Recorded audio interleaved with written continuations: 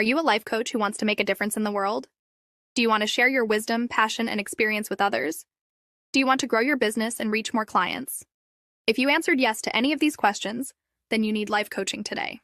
Life Coaching Today is the largest platform on the web for life coaches, therapists, and hypnotherapists who want to enhance their visibility, gain exposure, and connect with clients. Life Coaching Today is more than just a directory. It's a network of opportunities. By joining Life Coaching Today, you will get access to a magazine where you can be featured and connect with over 30 million subscribers. Be a guest to our podcasts with over 55,000 subscribers. A directory where you can showcase your profile, services, and testimonials to thousands of potential clients. And that's not all. Life Coaching Today also offers a free 30-minute coaching session on Tuesdays and Thursdays, where you can be coached or meet your next client. A flexible pricing plan where you can choose the best option for your budget and goals. A dedicated customer service team where you can get help and guidance whenever you need it. So what are you waiting for? Join Life Coaching Today and take your life coaching career to the next level. Visit www.lifecoachingtoday.com and sign up today. Life Coaching Today, the largest portal on the web connecting coaches, therapists, and hypnotherapists. Good morning, everyone. I am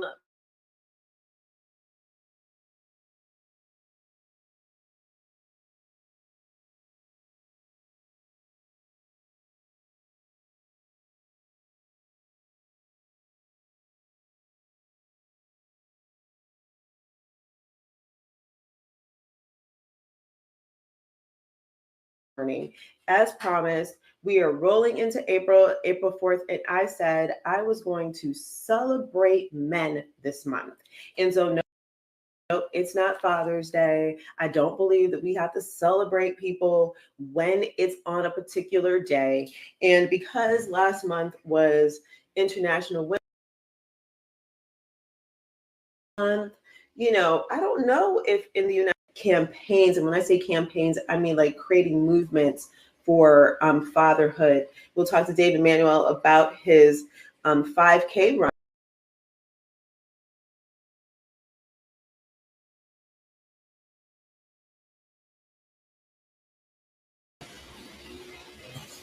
That years ago, I did that 5K run. Y'all, I actually walked because he didn't tell his sister there was like this bridge and a hill and all this kind of stuff that I was going to have to go over. But that is so special, and it's special. It brings me joy because many moons ago, I used to work with a lot of fathers and do a lot of mediation for them to work with their quote unquote baby mamas to get them access to their children.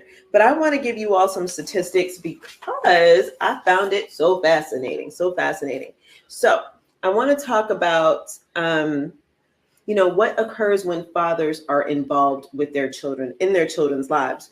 So, let me say this: 2 times more likely, the young people, the children, are more likely to go to college. That's 2 times more likely to go to college.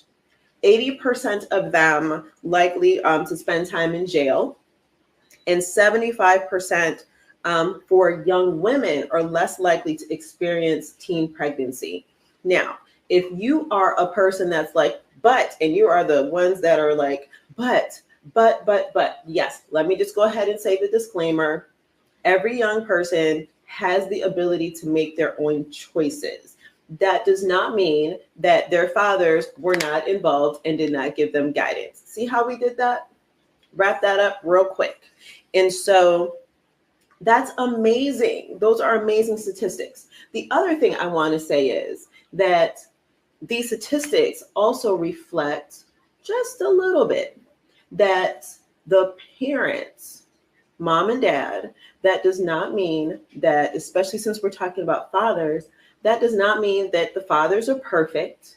That does not mean that they read some handbook and they were able to become the superheroes of fathers, because fathers, just like mothers, come from little children, grow into adults, and this is a skill, a craft, and they have probably dealt with their own issues, their own traumas, their own emotional traumas, their own emotional unhappiness, and so forth, and challenges. However, they have probably done the work enough to know what it means to be a great parent in this space, right? And so parenthood is not for the weak. It is not for the faint of heart. And so I love this.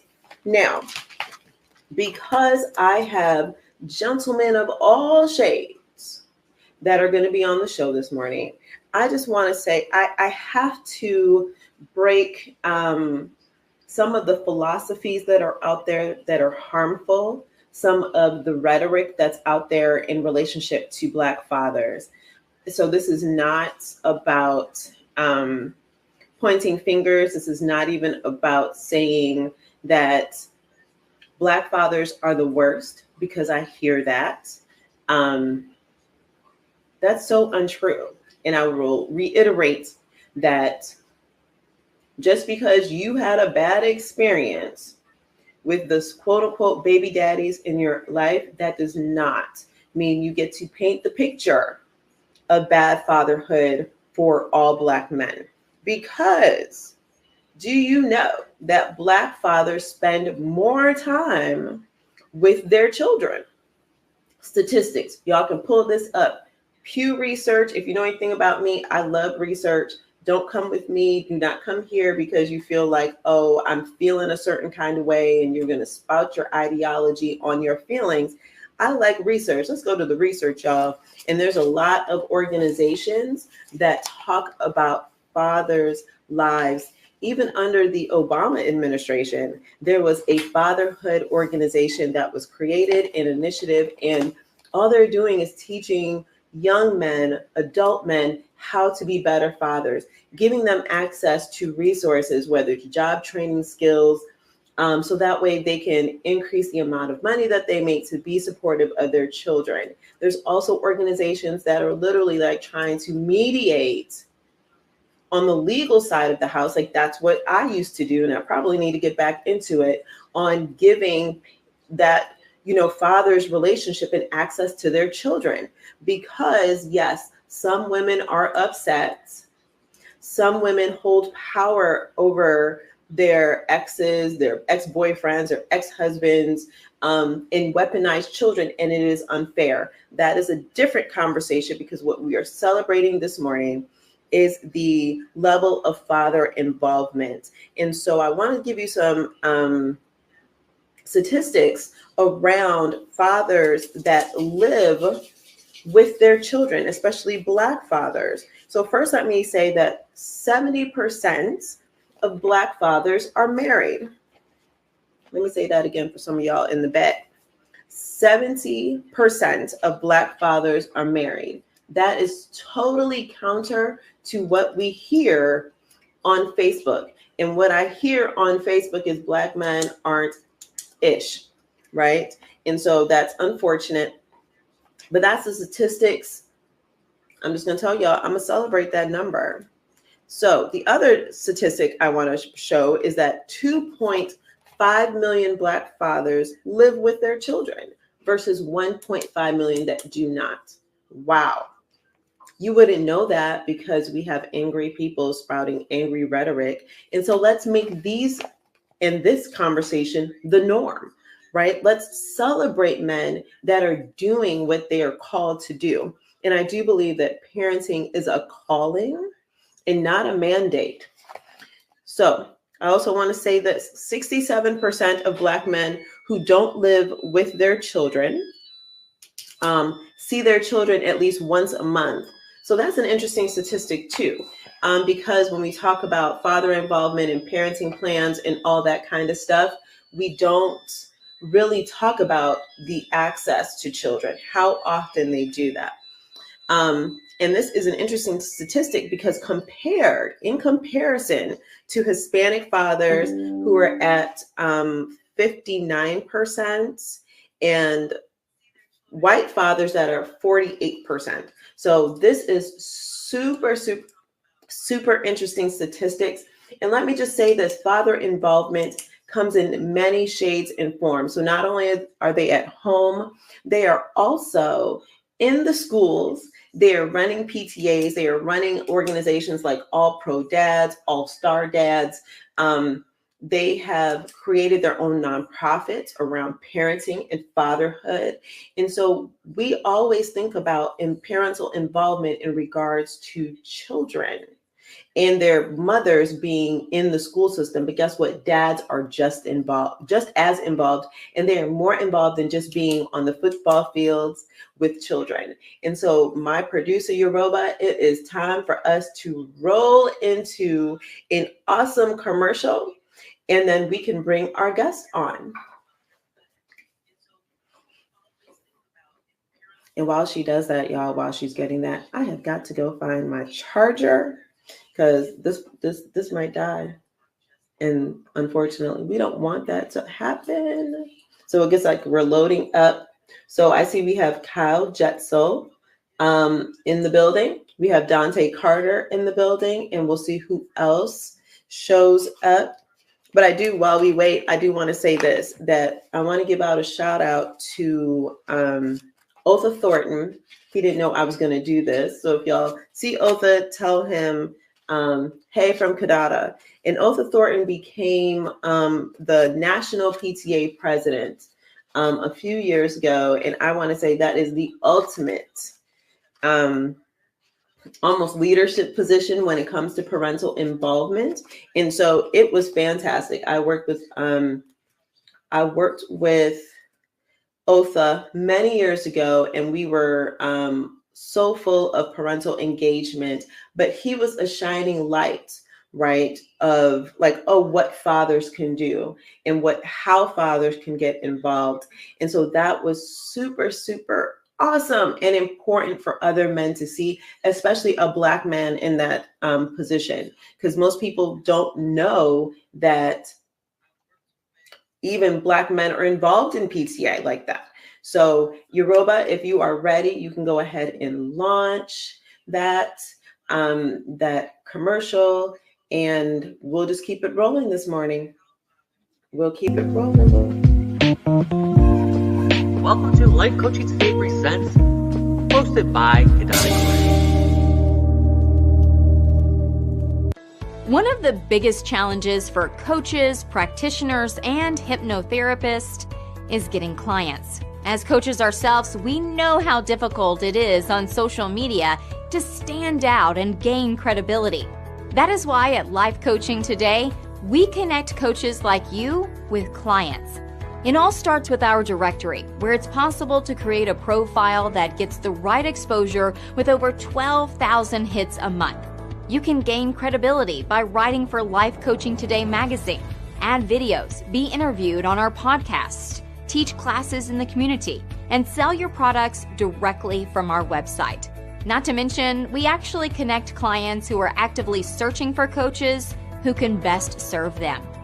So if you are struggling to get clients, have Life Coaching Today help you get more clients. Go to lifecoachingtoday.com. Good morning again, everyone. Welcome back. This is Kadada Gray with Life Coaching Today Presents. Uh-oh, look at all these brothers. Oh, look at this. I'm so excited this morning. I'm super excited. So I want to say good morning to Angela. I want to say good morning to Jennifer. Thank you guys for watching me this morning. I'm looking over to here to see who else is on. I see one of my family members is watching. So I am excited. And if you're just logging on, you guys, I want you to know that today I am celebrating men, as I promised in the month of April, because guess what? We need to celebrate men. And then I'm also celebrating fathers today. No, it's not Father's Day, because we can celebrate men every day. And so that's what I get to do, y'all. I get to do that. So welcome, welcome, welcome. And so I've already asked that Dante Carter not act up this morning, y'all. So if you know Dante, I've already said, don't act up. I don't have the energy this morning. I do not have the energy this morning. So he's going to behave himself. Welcome, Kyle. Welcome to the family. How are you this morning? I'm doing real well. It's good to be here. I'm excited to hear what's going to happen. Thank you. Okay, so nothing bad is going to happen. So another disclaimer. Another disclaimer, this is a safe space, right? So y'all don't come in here acting a fool, because don't come in my inbox acting crazy about men. Do not do it, or we're gonna have to have a session. And I don't want that today, because we are celebrating the good things that men are doing and have done and continue to do. And I just decided that you guys are one of the shining examples, because you guys are in my network. And so I love that. Let me just be real clear. That does not mean, gentlemen, all my other male friends, that doesn't mean I think you're not exciting. I only have so much time. Okay. All right. So, David, how are you? Good morning. Good morning. Good morning. How are you? I am awesome. Y'all, David kind of got cussed out yesterday because I was like, why are you not inviting me to stuff? So I got you. Okay. I thought I was in the in crew, but apparently not. Dante, how are you this morning? I'm doing well, and I promise I will be on my best behavior. We're gonna cross our fingers, y'all. Oh, I see Teresa Hardy woke up this morning, came to join us. All right. Welcome, Teresa. Hey, sister. Good morning. So I'm just going to do kind of like a round robin. So I want you all to introduce yourselves and your organization and tell me where you're located, tell our listeners where you're located and what it is that you do in the realm of fatherhood. And Kyle, I'm going to begin with you because I thought your organization and what you do is so fascinating. All right. My name's Kyle Jetzel. I actually live in Boise, Idaho now, but I grew up in Dallas, inner city Dallas, in a little area called Oak Cliff. Some of you may have heard of Oak Cliff. And so what I do is I have 6 kids, 5 sons, 1 daughter. And my sons were all and are all what I like to call feral. They're just wild animals, right? And so when my kids started growing up, I married a sweet Southern belle, very feminine. I like to call her a bombshell. And she wasn't ready for these boys, right? When you grow up where I grow up, and you learn to be hard and tough and rough, they were just overwhelming to her. And so, it became a real issue in our family, and the stress was overwhelming, as you can imagine, trying to raise all these crazy boys acting like fools all the time. And so, she and I really had to work together to create a system, basically, that we could raise, that we call them strong-willed, or some people call them challenging, or some people call them spirited. Whatever you want to call them, that's what they were. And so she and I really worked together to help her and really help me to create a system where we could raise them in a spirit of love and build them and grow them to be good men. And we didn't want to break their spirit. We don't want to break our kids' spirit. We just want to help aim it in the right direction. Yes. And so that's what I do now is I help parents, teach parents, and mostly moms, funny enough, how to create their own world where they can raise these kids in a spirit of love and allow them to be good, strong men. And that's really what I do now. So I'm a parenting coach, and I love it. I love seeing happy families, and I love helping people build happy families. So thank you for having me. I'm excited to be here. Thank you, Kyle. Kyle, can you tell the listening audience what is the name of your organization? It's Parenting Strong-Willed Kids, is what the name of it is. Yeah. I love it. I love it. Thank you and welcome. Dante, I'm going to go to you next. Awesome. I appreciate it. Kidada, one of the things I just want to start off is thank you so much for opening up the platform to allow us to have these discussions. It's something that, for me, I've been thinking a lot about. For those that don't know, my name's Dante Carter. I run a communications firm here in Atlanta, Georgia. And being in this comm space, I'm always looking at narratives and always aware of narratives. And for me, I became very concerned about the narratives surrounding fatherhood, particularly Black fathers, because I know how involved many of the men in my circle are. I know what we do, and that was part of the reason why I wrote that book. Well, my daughter and I co-wrote the book is because we wanted to be able to highlight this relationship between a father and daughter. We have another gentleman that's writing a sequel to this, highlighting him and his son are working to highlight the relationship between a father and son. And I think things are so important. I think it's almost when it comes to fatherhood, it seems like a lost a lost role in a sense. And I want to be part of joining Daniel and Kyle and making sure that not only do we humanize our roles, but we show folks the value of them. And so that's what I'm excited about being on here today. I'm talking about what we do, how we do it, and the impact that we're all able to make. Thank you. Good morning. Welcome. What is the name of the book? Because I didn't receive a book, but we're gonna leave that. It's Daddy and Me, and it's Wait, lift it up, put it to the camera. Lift it up. Lift It Up. Wow. Lift it up. Lift it up so we can see. Yes, Daddy and Me, My Daddy and Me. I love it. And let me tell y'all something. His daughter is a firebrand. That girl is, the world is not ready for her, y'all. And when I spoke about the daddy that was dressed up in the Winnie the Pooh costume, it was Dante Carter, y'all. And I was gonna pull the picture. But I didn't want to put anybody out there. All right. I'm just glad you didn't find a cat in the hat one. Good morning, David. You are up next, my friend. Good morning. Good morning. I'm glad to be here this early morning. Thank you for waking me up. Y'all don't talk about it. One day a week, I wake up real early in the morning, y'all. You know, I feel that you're feeling left out. You didn't get a book from Dante. You feel like you didn't get invited from me. Let's change that narrative this morning. Thank you. Okay. So I'm David Manuel. I am the founder of I Am a Father 5K. We're getting ready to celebrate our 10-year anniversary, June 8th. It's a walk and run that supports strengthening families with the emphasis on fathers. We usually do it the day before Father's Day. This is the first year that we actually moving it up a week because we want to make sure that for our 10-year anniversary, we really celebrate, and we want to make sure we get a maximum amount of people that won't conflict with the regular rituals that we do for fathers. Because as you know, Father's Day is the least celebrated holiday in the world. And so we try to bring emphasis on the support and creativity of our strong fathers. Wait a minute. I did not know that it's the least celebrated. Halloween is in front of Father's Day.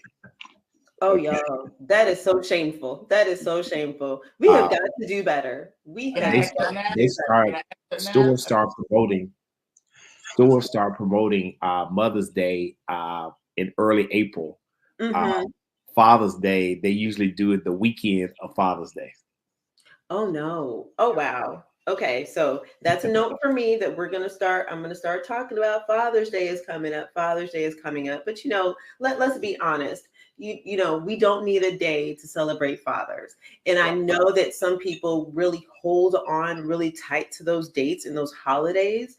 And the marketing of it all, that was the point, right? So the economics, there was an economic engine behind that marketing and so forth. And so, but we're going to change that narrative. Like I said, April is the month of celebrating men. And today I am celebrating you all as fathers, as representation of fathers that are doing the work. And so Kyle, you have me in awe. That's all I'm going to say, because I love what is your idea of raising boys? What is it about raising boys that you find to be challenging? Because some people have daughters, and I see, my girlfriend Jennifer said, gosh, I wish she could have used you as a parenting coach 25 years ago. So what is it about raising strong-willed boys that is something that's challenging, that you're like, okay, this is why you got into this space? Well, I think a lot of it for me is the fact that, men in general, you've been talking about this, right? And it's been going on a while. There's this push against men, right? And I grew up I'm a masculine man, right? And there's a place for the strength and the courage and those types of things. But where are our boys going to learn that if they don't learn it in our own homes, right? Mm. And it's important for us to, I remember the first time my oldest son challenged me, right? We can all remember this. He challenged me. He bowed up on me. Mm. I remember this, right? And it surprised me. And my initial thought was, growing up where I grew up, you don't challenge another man like that, right? This is a little boy challenging me. Mm. And my initial thought was, no, that ain't going to happen. This is my home, my rules. This is the way it works, right? And as I considered that, I realized that, the best place for him to learn how to be a man is in my home. And so why not let him challenge me and then discuss how he's feeling and what's going on and Oh, how wow. we can best manage those things, right? I mean, I don't want him going out into the world and learning how to be a man. I'm not sure what they're going to teach him, right? But Yeah. I know what kind of man I want to be and what kind of man I aspire to be. And so I really think it's a powerful statement when men can say, listen, these boys are going to be challenging. They're going to try us. Mm-hmm. And we've got to manage those things in a way that models the kind of behavior that we want them to take out into the world, right? I remember one time when I had my first two sons at the time, and I asked my father, I said, listen, Dad, I'm willing to work. What can I do to guarantee these boys become good, strong men who want to provide and protect and fill that role, that powerful role that they have? And my dad said, well, the first thing I'm going to tell you is you can't guarantee anything. he said, That part. and he That part. quoted Vince Lombardi, the old coach of the Green Bay Packers, who said, you can't guarantee anything, but you can work so that you deserve success. Mm. So he says, these boys are going to have a choice at some point in their lives, and they're going to make their own decisions. You said this earlier.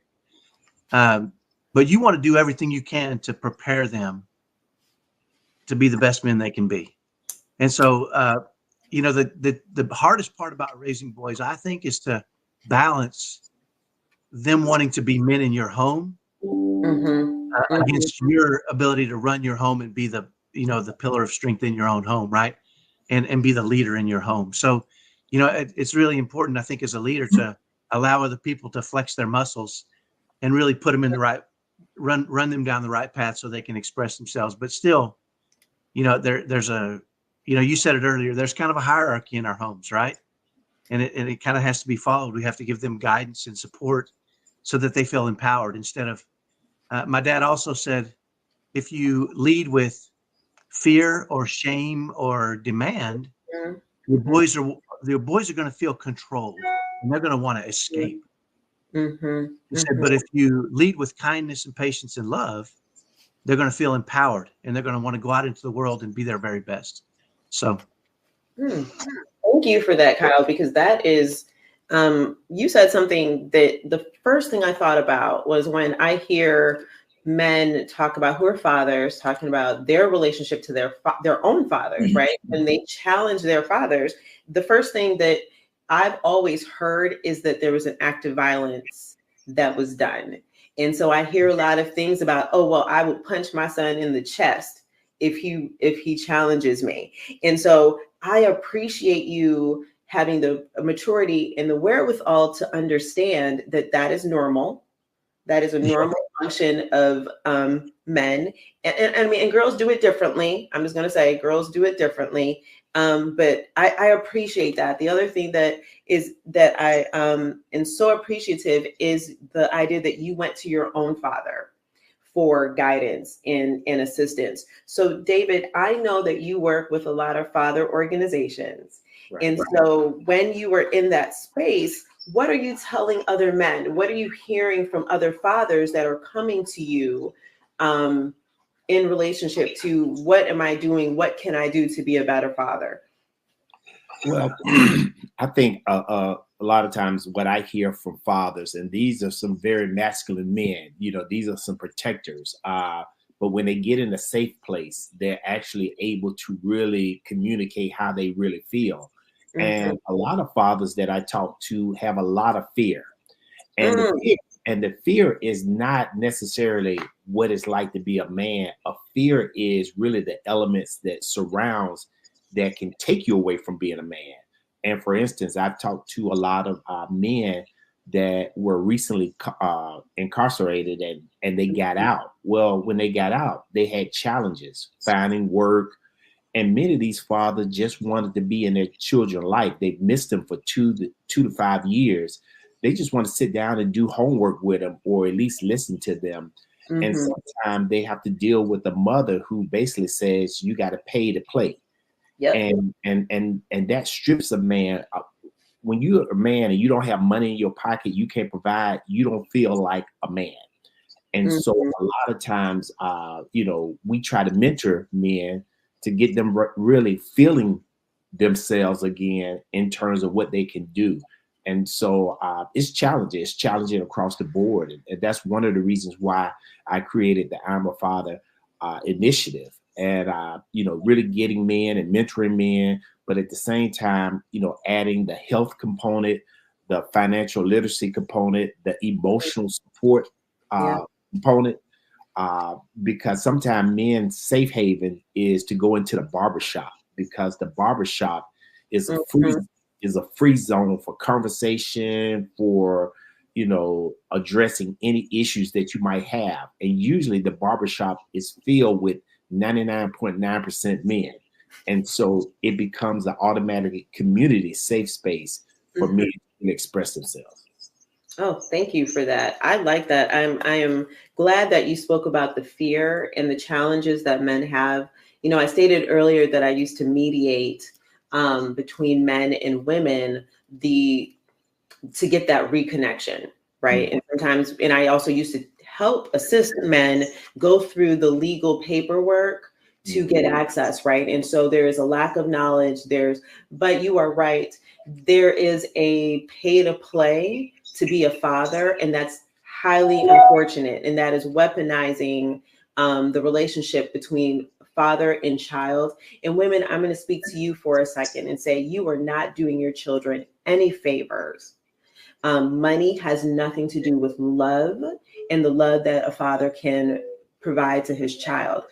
You might be angry, you might be upset with him, but that relationship is different than the relationship that he has with his children.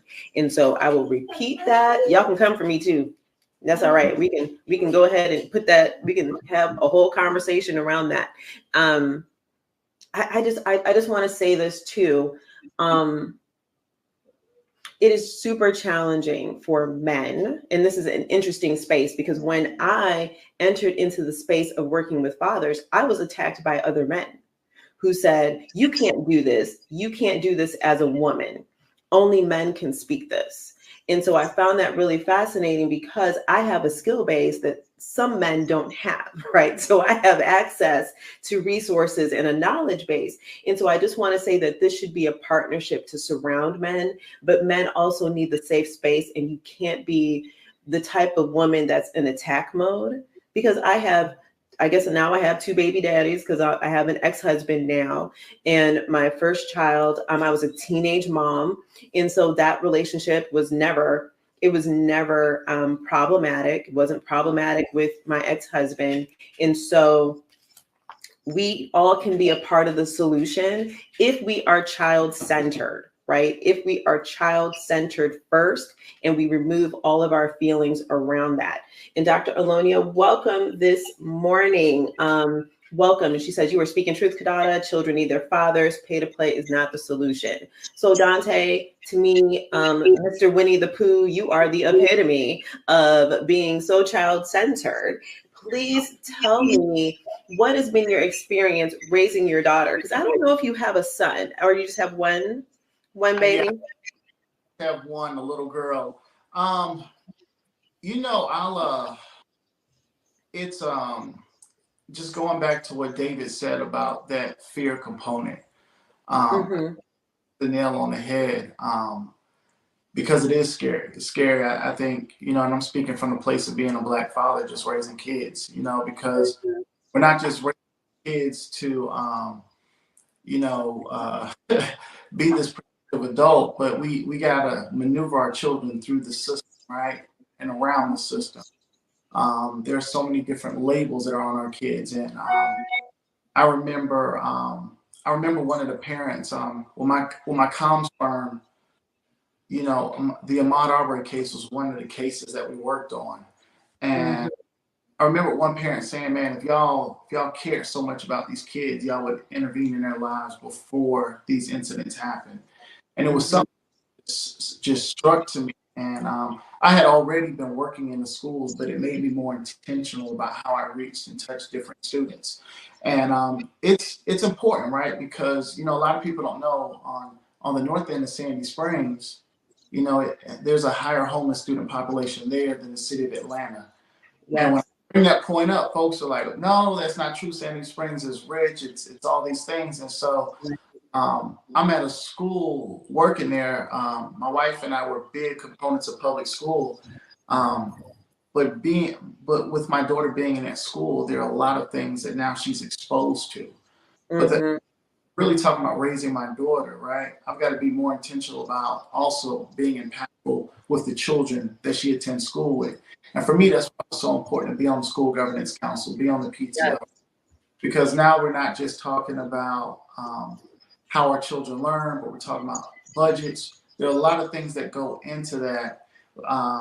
Even with now our principal retiring, I'm on the hiring committee. So there's so many things that so many different resources our children need that I think so often, to your point, we look at the dollars. It's not all that. It's being love. It's the nurturing.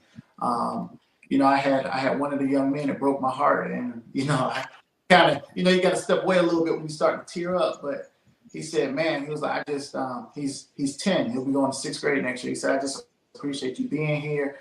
We do a dad's club mentorship program with a bunch of the students." And he said, "Man, like, my dad cheated on my mom 3 times. It's like stable housing is is when he's with another woman." And he was like, "That's the only image I had until you started spending time with me."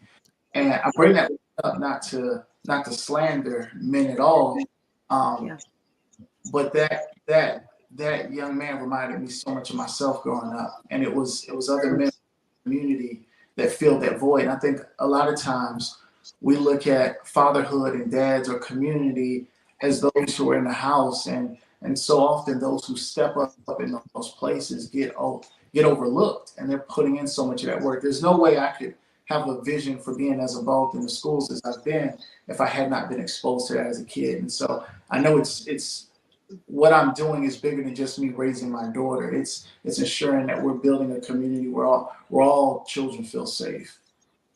Ooh, Lord, yay. I promise y'all, if y'all have not been on my show before, if you have not followed me, this is a warning. I am a crier.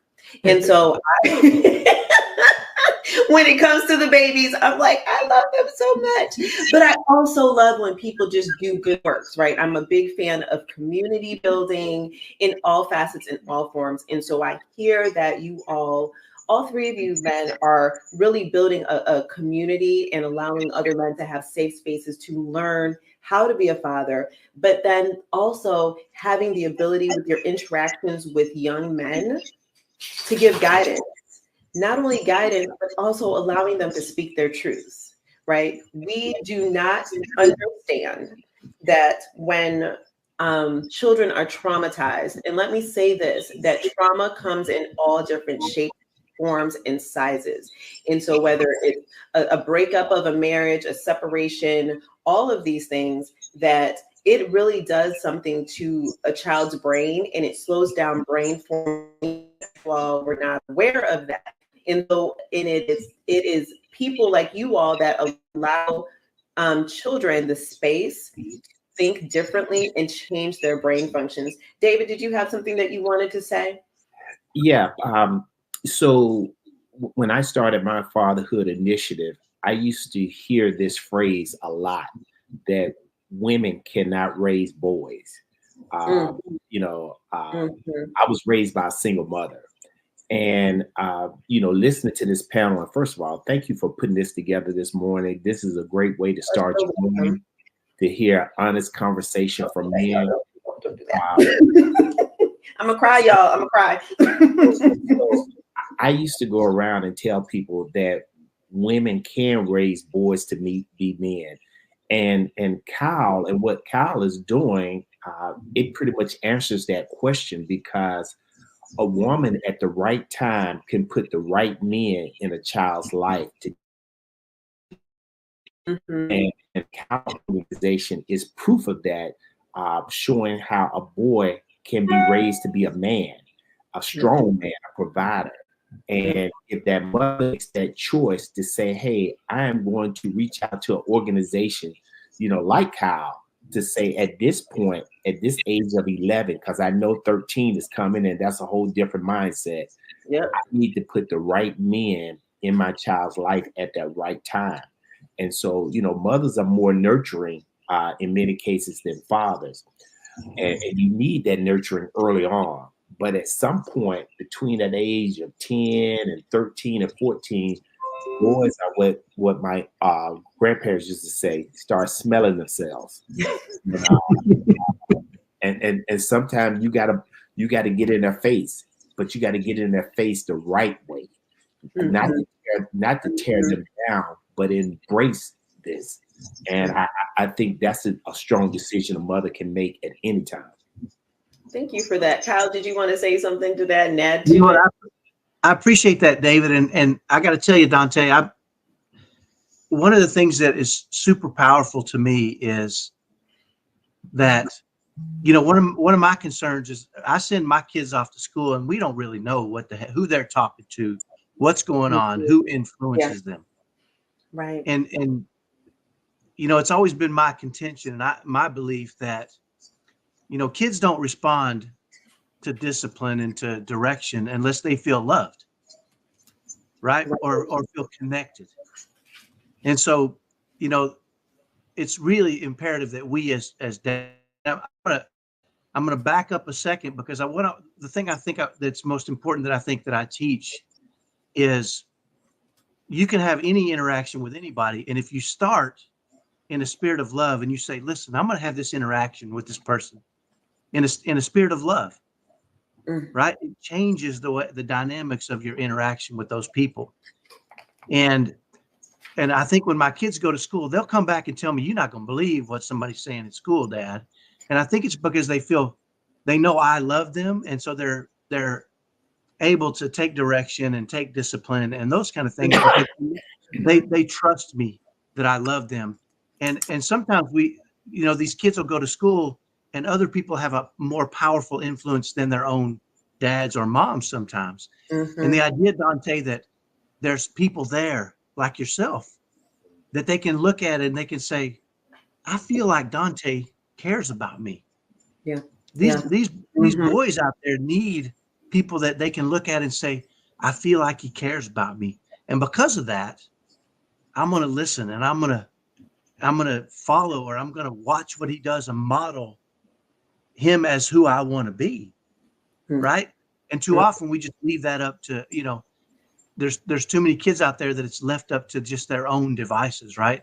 And so one of the most powerful things I think we can do, not just with our own kids, but anytime we come across kids that are capable of being influenced, is to just express, you know, you don't have to say I love you to make them feel like they're loved, right?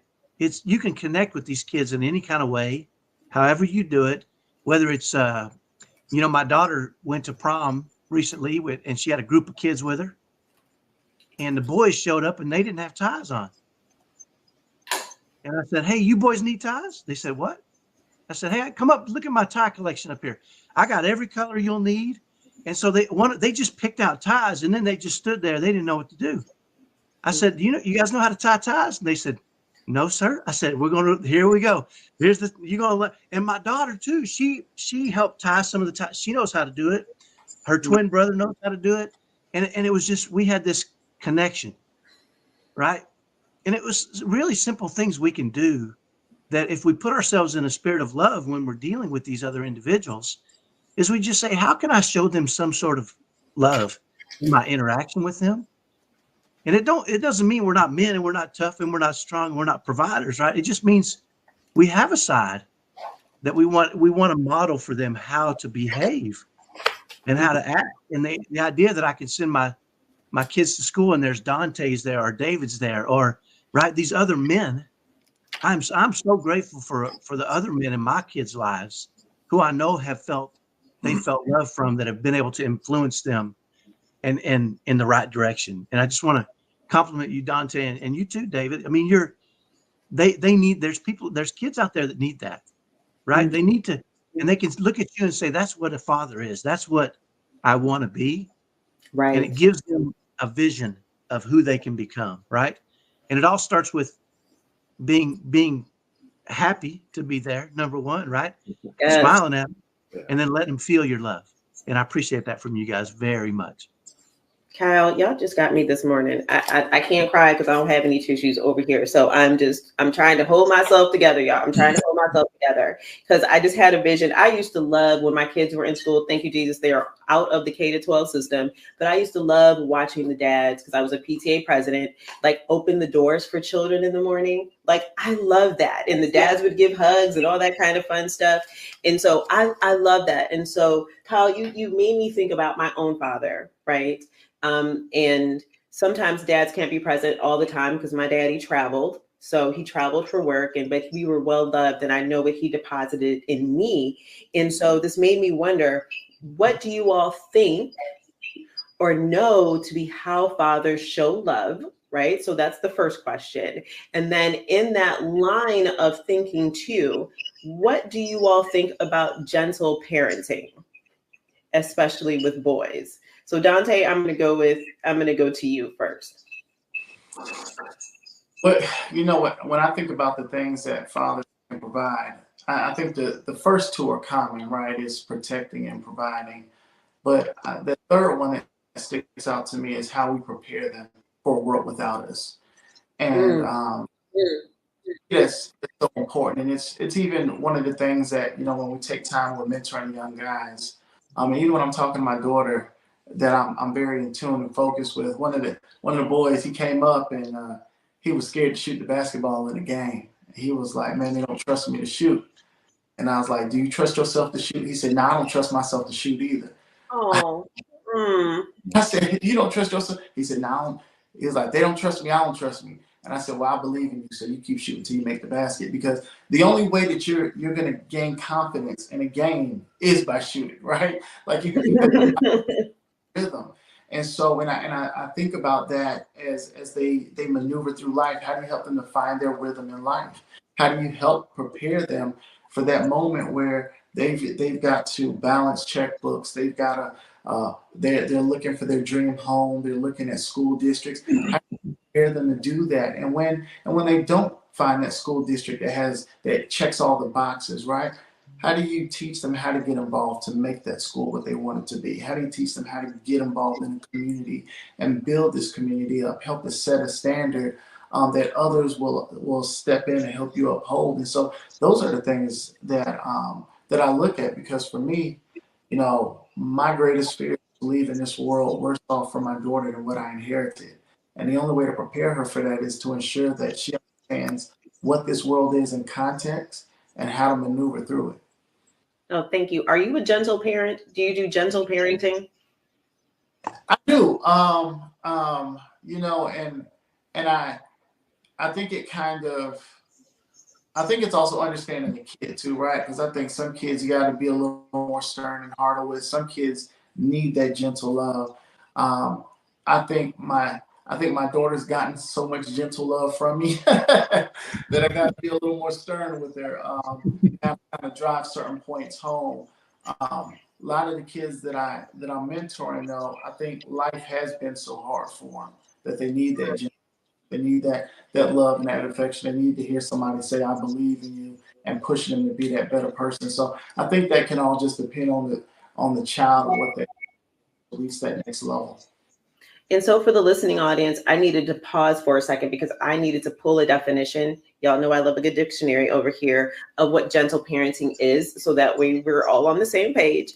And so the goal of gentle parenting is to raise confident, independent, and happy children through empathy, respect, and understanding, and setting healthy boundaries. There is nowhere in there that talks about violence, meaning spanking, and spanking is a choice. I'm not going, since I was such a good girl, I was never spanked. I just want to say that. That's my brag for today.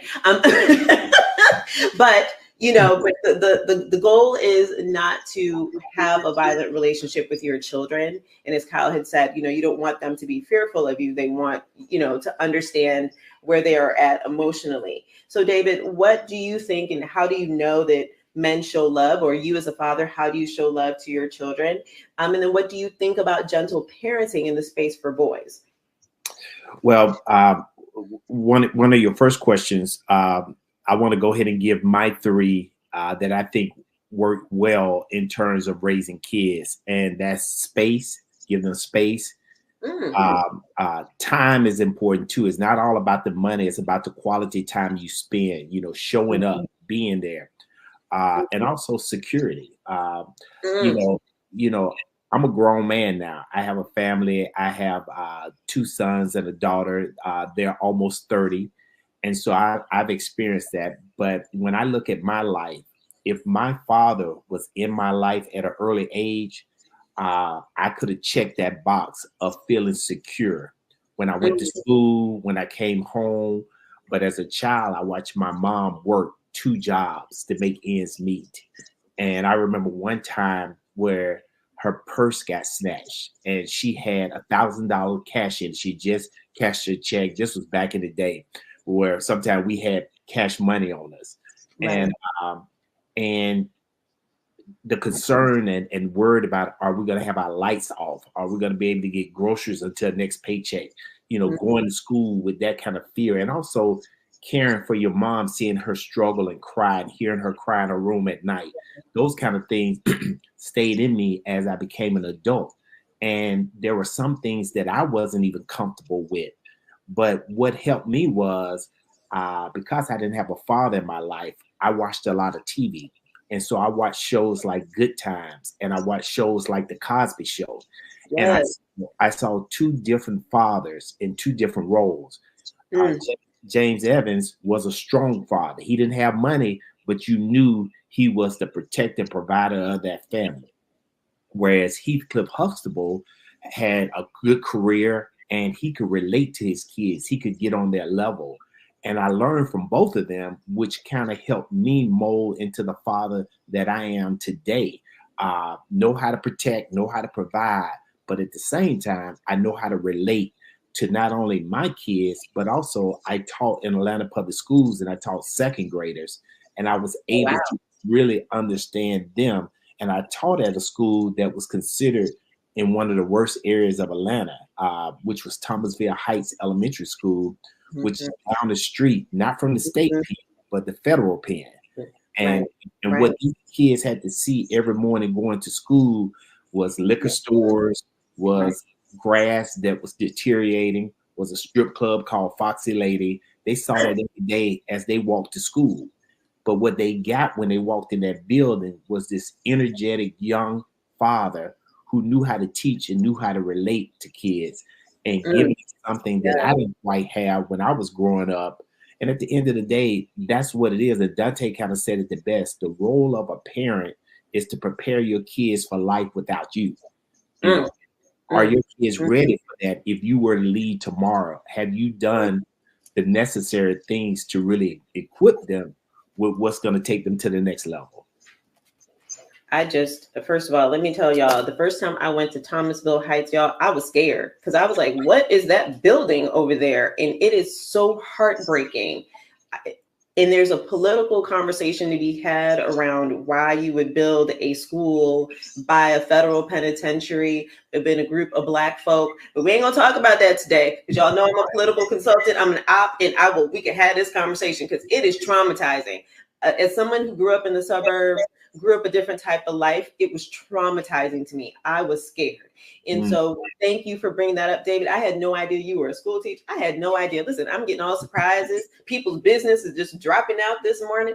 So I appreciate you for bringing that level of joy and light into that school and into that area, because that school is still a tough school. Yeah. So Kyle, I want to ask you, because you dropped so much wisdom, but as a parenting coach, which I love, I just want to tell you all that I know that people are like, coaches aren't necessary. Why do you need a coach? Blah, blah, blah, blah, blah. And I'm literally going to say blah, blah, blah, blah, blah, because it's acceptable to have a football coach, a track coach, but it's not acceptable to have anyone walk the path with you in your adulthood to get to the next level, right? So parents need to get to the next level. If you are missing skills, then you need to be able to get some assistance, right? Just like I'm a life coach, whatever, I'm a coach, whatever title you want, I assist people getting to the next level because they may not have those skills.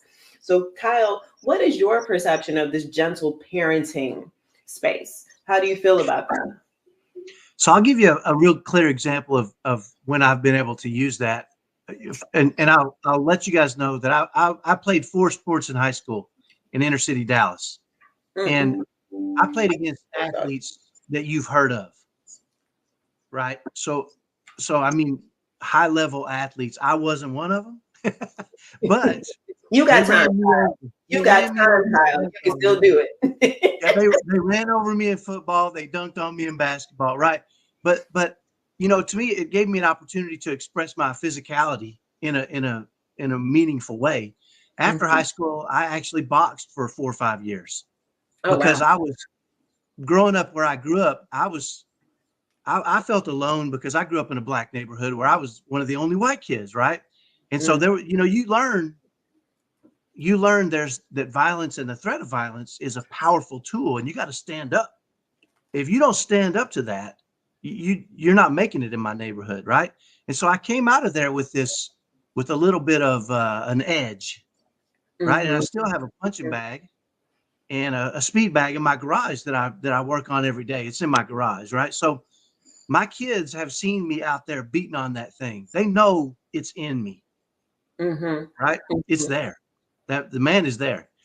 Well, I had one of my sons. I have a son who one of my sons is autistic, and he's more severe on the autism spectrum. So he's challenged mentally understanding how things work, and so he will to get his way by ramping up his behavior. You know, first he'll scream and then bump his fist at me, right? And then he'll, you know, threaten, and it just doesn't work with me. I realize, first of all, he's got mental disabilities, and physically fighting with him is not going to be effective, right? But it doesn't mean he doesn't try, because that's what he's got in his bag, right? And so I've taught myself to be very calm and loving in those situations. You know, you can't punch somebody when you put yourself in the spirit of love. That those two don't mix, right? Well, a few months ago, so those you may not know, but I lost my wife. I was married to my wife for 30 years, and a little bit over 2 years ago, she passed away suddenly, leaving me alone with my 6 kids. And so, you know, it's a tragedy, and it's painful, and it's heart-wrenching, and I'm heartbroken, right? I'm heartbroken, right? And so my son, his name is Eric. Something wasn't making him happy, and he was ramping up, and he tried everything, right? Balled up his fist at me and said, "Hey, listen, we're not going to fight. That's not going to work," right? And I could see his mind spinning, and he walked down the hall. And I had a picture of my wife with a bunch of pictures of her around it, kind of something I look at every day to remind myself why I do what I do, right? And he leaned back and he spit all over this picture of my wife. Oh, wow. And man, let me tell you, you guys know when that heat starts to rise, it starts to rise, and you know, it's time. Somebody's going to get knocked out right now, right? You know what I'm talking about, right? And I don't know if that's a man thing or what it is, but it's there. Believe me, that animal lives inside you, right? And I remember I had trained myself so well not to get physical with him, but it was there. I could feel it, right? And I thought, if ever there was a time where it was called for, now is that time, right? And I'm thoughtfully considering this. I'm mad, but I'm not screaming, but I'm thoughtfully considering it. And I thought, now seems I could end this all and he would learn a really valuable lesson. I'm considering this in my mind. And then I thought, you know, there's no way I can punch my own son in the face in a spirit of love. Wow. If I'm guided by a spirit of love, I can't hit him. And so I did.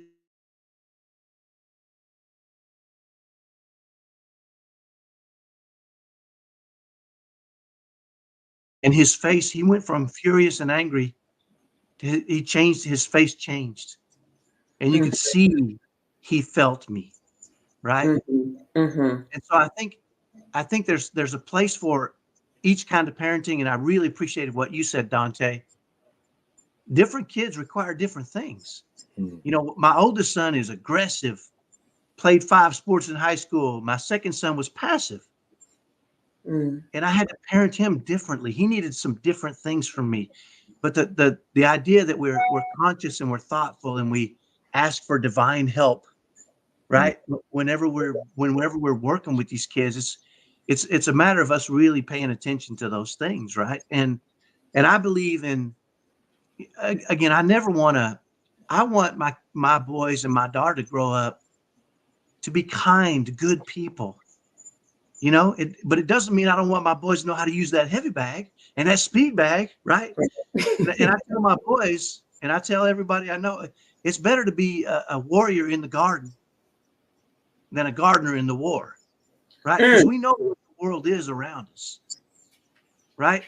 And that's why, you know, my kids play sports. They all of them are going to go out there and be physical and get that in their systems and learn how to battle and fight and win and lose with courage, right? And you know, practice. You know, I remember, Dante, when you said the little boy that was afraid to shoot. I remember coming home one time, I was about 12 or 13, and I was upset. And my dad said, "What's the matter?" And I said, "I'm over here at the park trying to play basketball with the brothers, and they won't let me play. I can't play the game." And he said, "Why is that?" I said, "Well, first of all, if I get in it, they brutalize me. They don't want me there. Look at me. They don't want me playing ball with them." And you know what he said to me? He said, "You know what, Kyle? Don't wish it was easier. Wish you were better. Go in the backyard and you shoot in your backyard. You go shoot until you can't miss. And then you go out and you let them see you shoot till you can't miss. And then you put yourself in a position where they want you on the court." Right? And he said, work. Don't ever run away from that. Work so that you're accepted. And put in the work so that you trust yourself when you shoot. And you can prove your ability out there. Don't just sit back and say, right, you got to put in the work before you can step on the court, right? Before you can have confidence. It takes the back end stuff.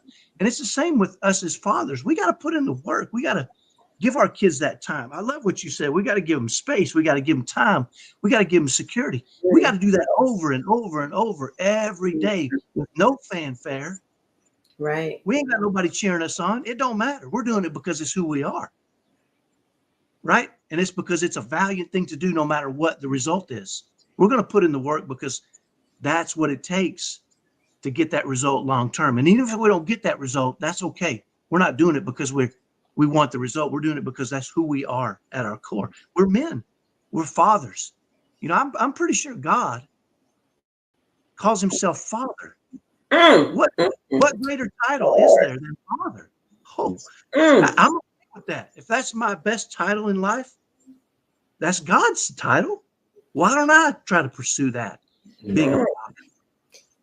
Let me tell y'all something. I just think I'm gonna call Kyle Pastor Kyle from now on, because He done preached a whole word this morning. And let me just say, listen, I'm not going to cry, y'all, but first of all, Kyle, my condolences on the passing of your love. Because it shows me and it tells me that you all really created a bond and built a family that was strong, and you all worked through your challenges. And so I just want to say that you guys are getting shown so much love in the comments. You all have dropped some important wisdom. Whether in Kyle, I'm going to have to bring you back because we're going to talk about, special need parenting, what that looks like. At some point in time, I'm going to talk about how do we parent young women from a male perspective, because I know your little powerhouse, Dante, has probably been like, listen, daddy. I know.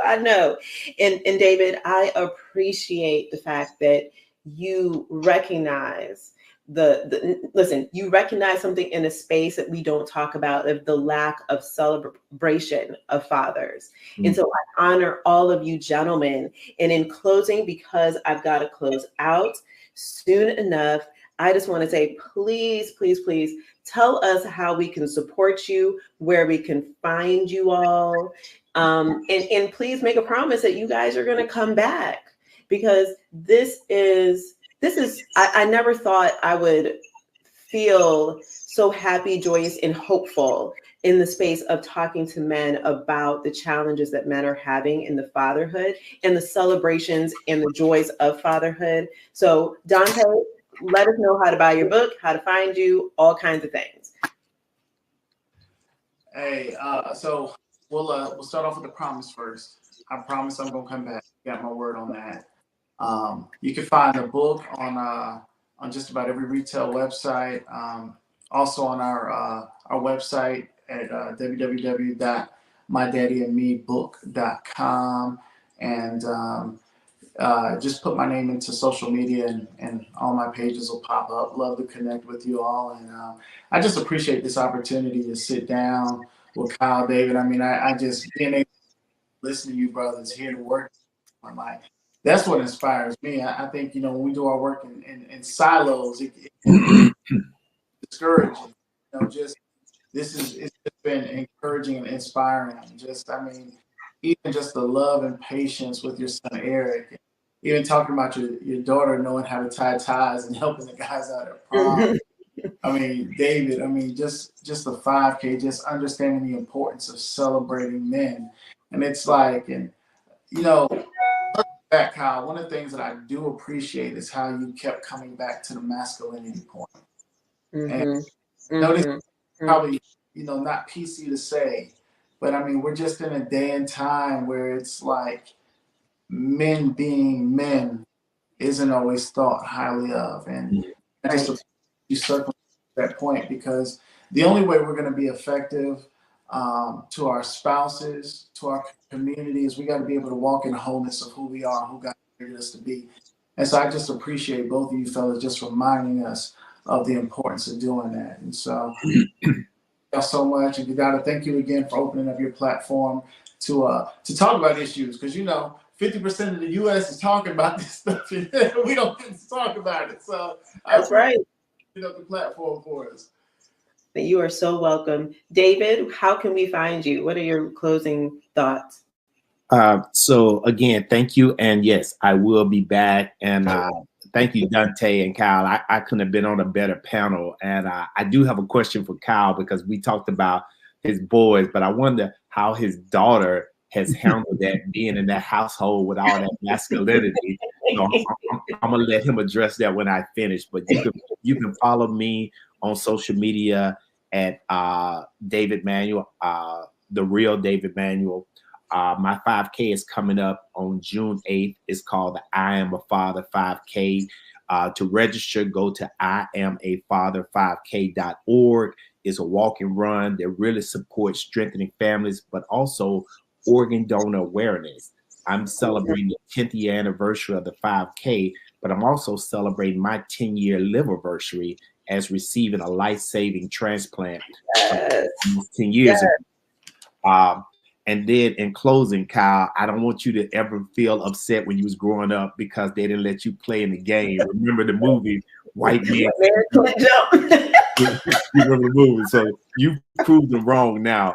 But keep making it happen, brothers. I would definitely support your organization, and I'm sure there's a way where all of us can work together, because at the end of the day, it's about strengthening families. And if you start with the head, which is men, the rest should follow, especially if you're doing it the right way. So again, thank you. Thank you.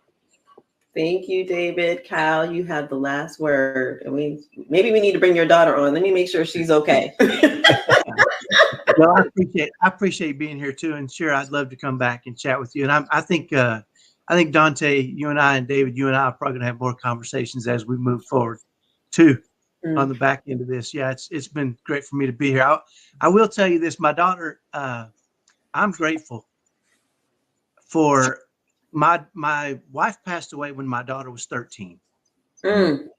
And we had 4 sons, and we stopped having kids for 6 years because my wife thought we were done. But after 6 years, my wife came to me and she said, I think we need to try one more time to have a daughter, because my wife wanted to pass her femininity down to the next generation.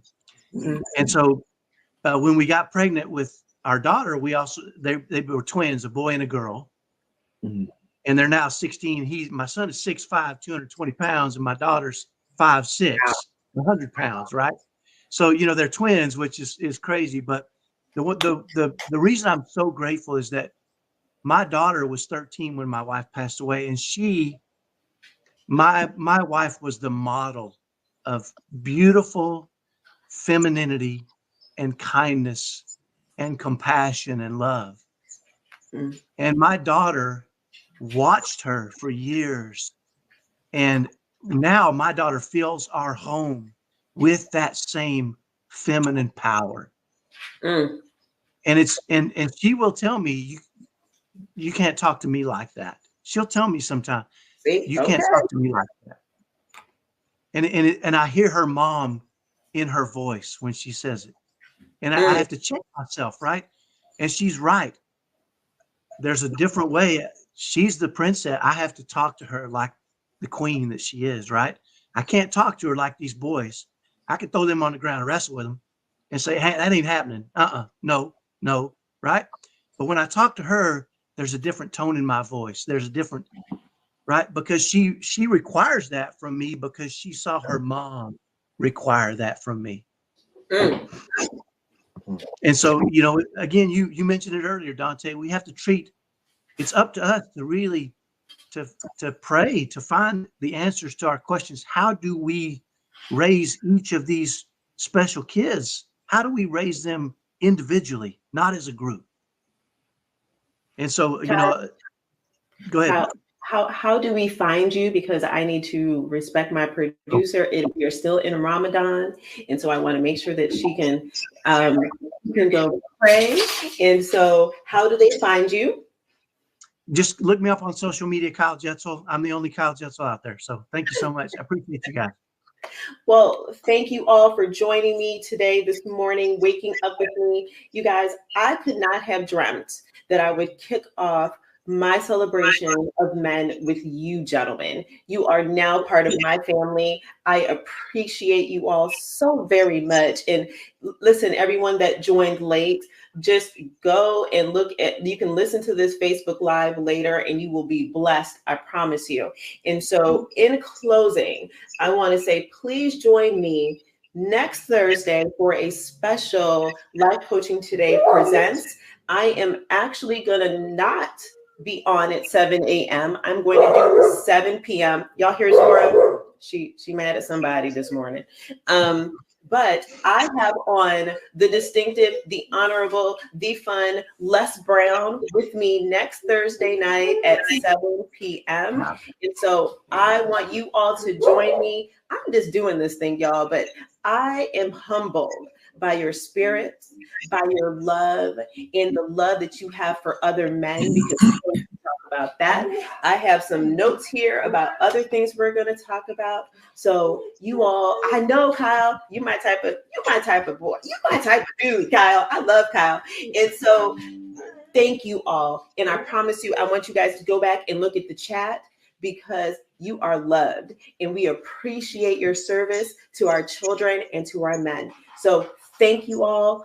Thank you all. Thank you all for listening. And this is Life Coaching Today Presents. Have an awesome day. Bye, gentlemen. Bye, everyone. Thank you for watching Life Coaching Today Presents, hosted by Kadada Gray and produced by Aruba Saad. Our mission at Life Coaching Today is to empower your health, business, community, and life. Check us out at lifecoachingtoday.com. Everyone here at the True Awesome Network would like to remind you to like, comment, subscribe, and spread awesome.